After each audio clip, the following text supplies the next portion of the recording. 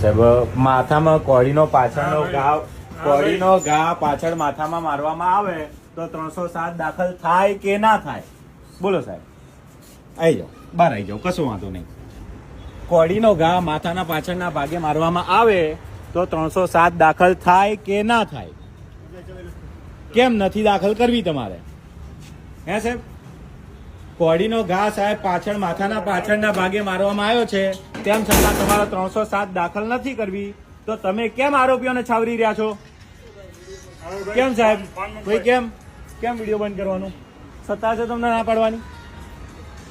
અરે ક્યાં જેલમાં છે? કઈ જેલમાં છે?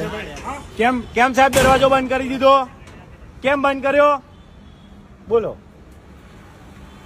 આ રહ્યું સાહેબ ફતેપુરા પોલીસ ચોકી. અહીંયા આ જગદીશભાઈ છે. જગદીશભાઈના પપ્પાની ઉપર પરમ દિવસે હુમલો થયો. પાછળ માથાના પાછળના ભાગે કોળીનો ઘા મારેલો છે. 10 થી 12 ટાંકા આવેલા છે.